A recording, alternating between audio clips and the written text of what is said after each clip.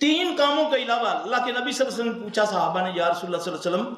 یہ جو ہم سے لوگ برے کام شیاطین کی وجہ سے ہوتے ہیں، کیا کوئی ایسے بھی گناہ ہیں جو ابلیس خود کرواتا ہے؟ کوئی ایسا بھی گناہ ہے جو کہ ابلیس خود کرواتا ہے؟ آپ نے فرمایا تین گناہ ابلیس خود آ کر کرواتا ہے، تین گناہ۔ ایک، جب خلوت میں غیر محرم عورت اور مرد ہوتے ہیں تو ابلیس خود آ کر کوشش کرتا ہے کہ ان سے برائی ہو جائے۔ دوسرا، جب آدمی اپنے اللہ کے ساتھ کوئی منت مانتا ہے، آج تو ہر بندہ اٹھ کر آ کر ہمیں کہتا ہے جی ہم پر جادو ہو گیا، اور آگے بیٹھے بھی ظالم ایسے ہوئے ہیں کہ وہ بھی جھوٹ سچ میں بھی حساب لگایا، جھوٹی بکواس کر کے کہہ دیا تیری پھوپھو نے تجھ پر جادو کیا ہوا ہے، تیری خالہ نے کیا ہوا ہے، تیری ساس نے کیا ہوا ہے۔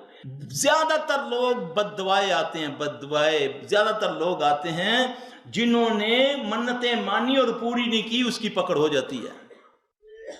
جب دوسری بات فرمایا کہ جو اللہ سے کوئی وعدہ کرتا ہے، منت مانگتا ہے، پھر جب وہ پوری نہیں ہونے دیتا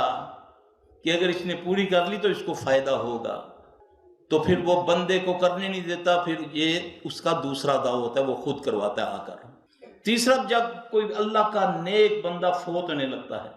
مرنے لگتا ہے، تو وہ اس کے پاس آ کر اس کو ورگلاتا ہے، اس کو بڑی لالچیں دیتا ہے کہ تو یہ کر لے، مجھے سجدہ کر دے، کبھی تجھے موت نہیں آئے گی، یہ ہے وہ ہے سارا۔ اس کے علاوہ جتنے گناہ ہیں یہ اس کی ذریت جنات کرواتے ہیں۔